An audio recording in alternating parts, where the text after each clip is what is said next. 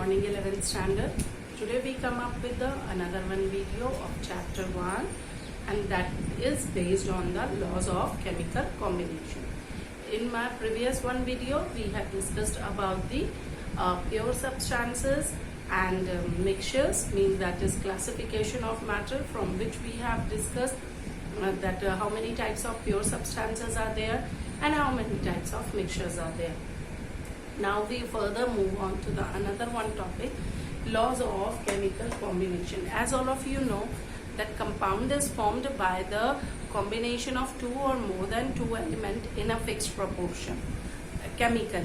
Fine beta. So for that chemically word, if it is used, it means the chemical reaction take place, and whenever the chemical reaction take place, there should be the certain laws which should be followed by the solid or liquid or gases when they chemically combine with each other, and regarding that we are going to study. Okay, so the first one law is law of conservation of mass. This law you have already studied in 9th standard also, and this law says that mass can neither be created nor destroyed during a chemical reaction. What does it mean? That total mass of the reactant is equal to the total mass of the product during a chemical reaction. Okay, the second one, ये इस पर हम ज़्यादा time नहीं लगाएंगे because we have studied it in 9th standard. और कहने का मतलब ये है कि अगर suppose example sodium plus hydrogen chloride gives sodium chloride plus hydrogen.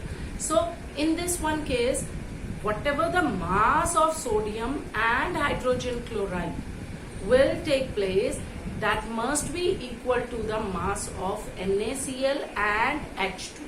ठीक है, तो वो उसके टोटल मास जो होगा वो reactant side means left hand side का is equal to the total mass of the product या total mass of right hand side. Next law आ जाता है बच्चे हमारा, that is law of definite proportion. ये भी आप लोगों ने पढ़ा हुआ है 9th स्टैंडर्ड में, that a given compound always contains exactly the same proportion of elements by weight. That means, what does it mean?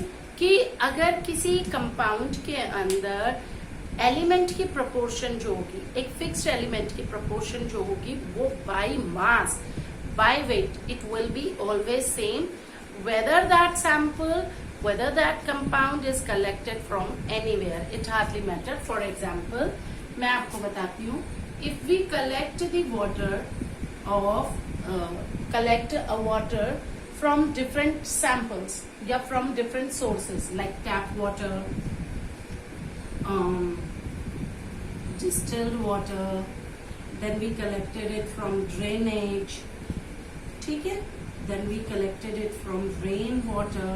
हमने वाटर को लिया तो इस वाटर का जो proportion था hydrogen and oxygen. So 2 hydrogen atoms are present here and 1 oxygen atom.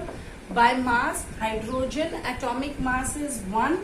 It is 1.008, but approximately it is a very negligible value, 0.008. Third place में decimal के जाती है. So we used to take it 1. And oxygen is 16. Oxygen का atomic mass 16 होता है.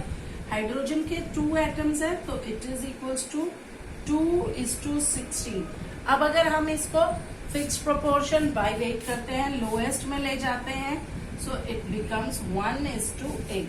So कहने का मतलब ये है कि water के अंदर oxygen की value by mass, proportion by mass, proportion, ratio by mass, it will be always 8 proportion, and hydrogen proportion will be always 1. What does that mean?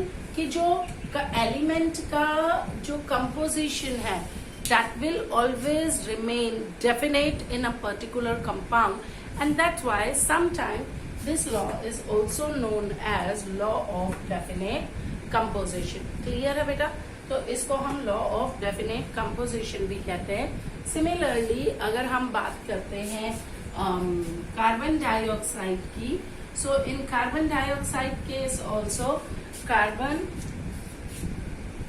dioxide, so proportion will be, this is carbon is to 2 oxygen, carbon atomic mass is 12 and oxygen is 16, so it becomes 12 is to 32.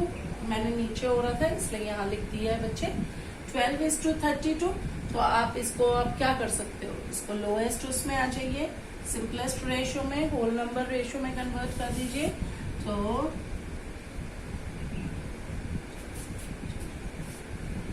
3:8. So this will be the carbon and oxygen proportion by mass 3:8 in case of carbon dioxide. Okay. The third law is about law of multiple proportions.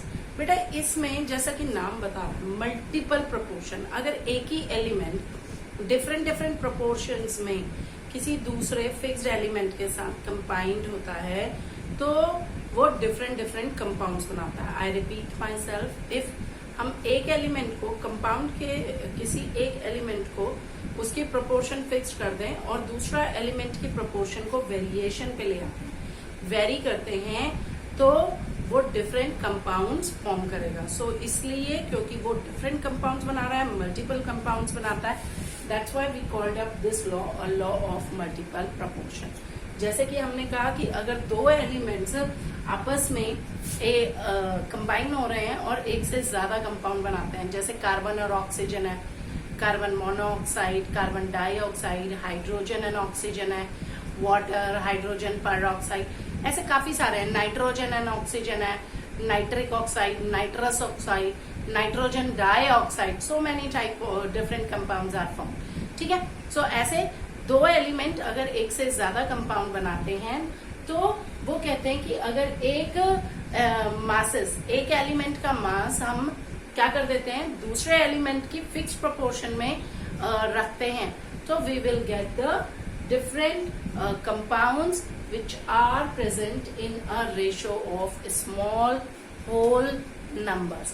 तो उसमें proportion जो होगी दोनों elements की वो small whole number ratio में present होगी different compounds में, and this law is known as a law of multiple proportion. For example, if we are talking about hydrogen and oxygen combination, तो hydrogen oxygen combination में अगर हमारा जैसे कि हमने बात करी थी 2H और ऑक्सीजन, सो माने 2 gram of hydrogen when react with 16 gram of oxygen. ठीक है बेटा.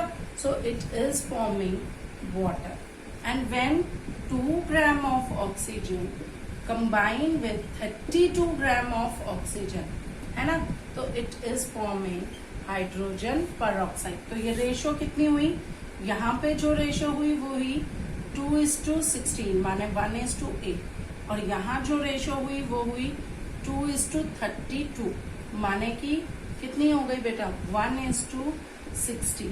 सो प्रोपोर्शन जो है वो होल नंबर वेरिएशंस है, होल नंबर में मिल रही है, लेकिन जो प्रोपोर्शन है small whole number ratio and proportion is vary. किसकी वेरी कर गई, ऑक्सीजन की. Here oxygen is combined with proportion of 8 ratio के साथ कंबाइन कर रहा है. यहाँ पे कितने के साथ कंबाइन कर रहा है, 16 के साथ कंबाइन कर रहा है. So this is a law of multiple proportion. ठीक है बच्चे. So the another one law of chemical combination is Gay Lussac law of gaseous volumes. बेटा ठीक है, इसमें उन्होंने ये कहा this law and the next one law which I am going to describe you, that is Avogadro law. These two laws are based on basically applicable for gases. Fine. That what happens when the gases combine, so there should be any law.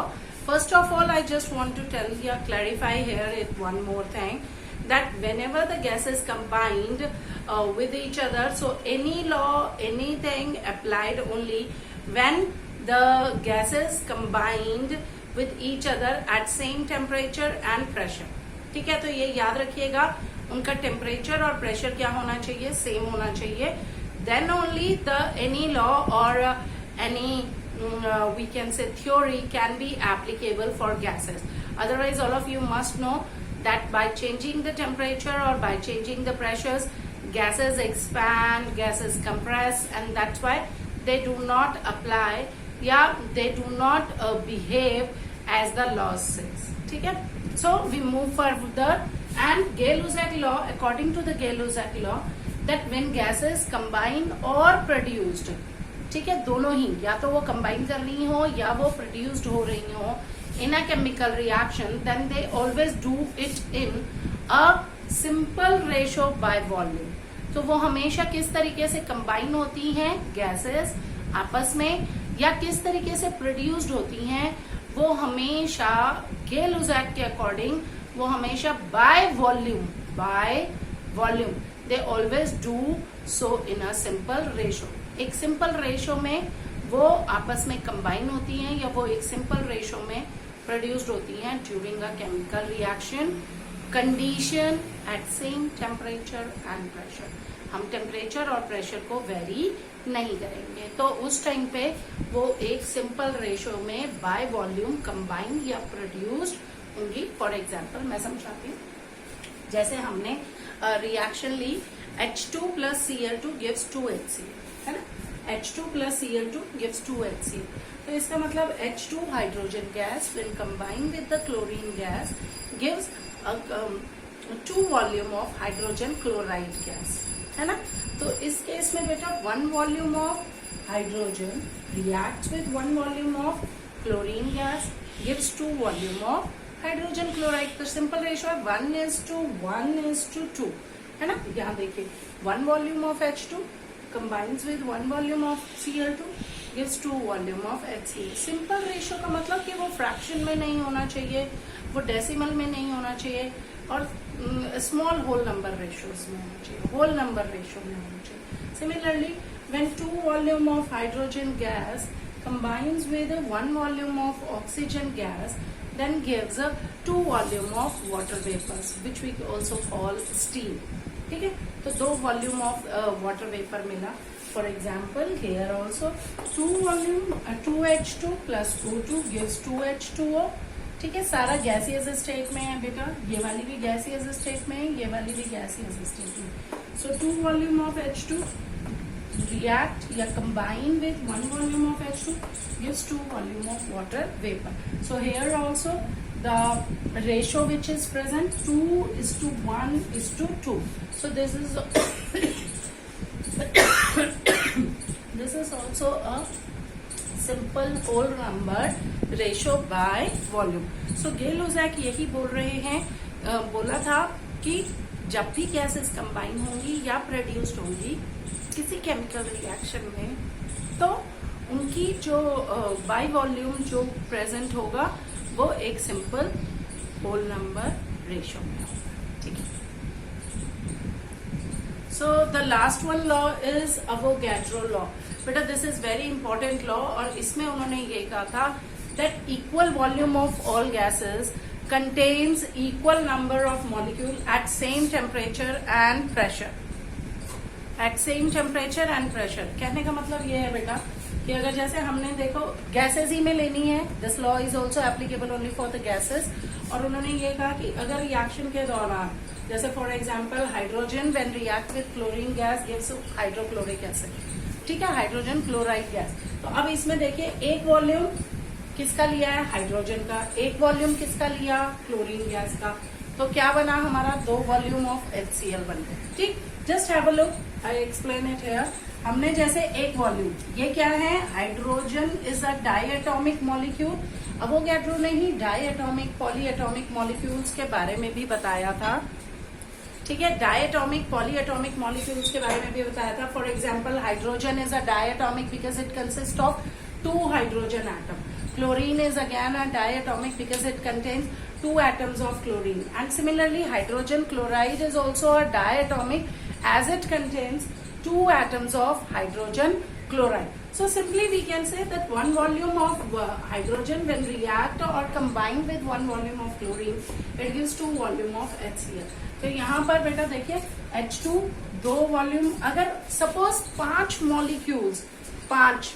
Molecules of hydrogen gas combine with पांच molecules of chlorine gas, then 5 + 5 कितने हो गए 10. So here 10 molecules of HCl are present. अब 10 molecules HCl के बने, इसका मतलब क्या हो गया, जब एक वॉल्यूम में, इस वॉल्यूम में 1 वॉल्यूम ऑफ हाइड्रोजन में अगर हम कंसीडर कर रहे हैं कि 5 मॉलिक्यूल्स हैं हाइड्रोजन के, 5 मॉलिक्यूल्स एक वॉल्यूम में ही क्लोरीन के प्रेजेंट है, सो उसका डबल आपका क्या हो गया है HCl में प्रेजेंट है. It means that HCl should be present as a 2 volume. So that's why 2 volume of HCl is present. So just remember कि अगर equal volume के अंदर कोई गैस present है, any one, whether it is a hydrogen, chlorine, your xenon, neon, carbon dioxide, nitrogen dioxide, कोई सी भी gas, it hardly matter, हमने उसका नेचर नहीं देखना है. अगर वो सेम टेम्परेचर और सेम प्रेशर पे है तो उनके अंदर जो नंबर ऑफ मॉलिक्यूल्स होंगे इक्वल वॉल्यूम में, that should be equal. Clear है? तो वो क्या होगा, इक्वल होगा. And this is very very important law, and that's why it is also, its application is that it is used in the calculation of atomicity of elementary gases. जो elementary gases होती हैं उनकी atomicity हम जो है Avogadro law की help से find out करते हैं. Second one, it is also applicable, yet this law is also applied to find the relationship in between molecular mass and density. ठीक है, डेंसिटी ऑफ गैस और मॉलिक्यूलर मास के लिए भी जो रिलेशनशिप फाइंड आउट होती है उसके लिए भी हम इस लॉ का यूज कर सकते हैं. Is it clear? सो अगर यहाँ पर हम कहेंगे तो बेटा ये मुझे आपको कराना है, ये टॉपिक हम अलग से भी करेंगे, but you should know that vapour density of any gas that is equals to the your vapor density is equals to the molecular mass by 2.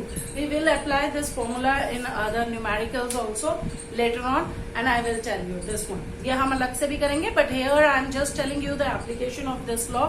So it is also applied for this, as well as it is also applied to find या to calculate the mass and volume of a gas. क्योंकि मैंने बता ही दिया है, अगर volume equal है किसी भी गैस का तो उसके जो नंबर ऑफ मॉलिक्यूल्स होंगे, चाहे वो कोई सी भी गैसेस हों, उनके number of molecules that should be equal. So till today we are going to discuss about the laws of chemical combination, which you have to study again from your NCERT book, and I will give you the numericals also on the basis of these laws of chemical combination later on, which you have to do it in your chemistry register.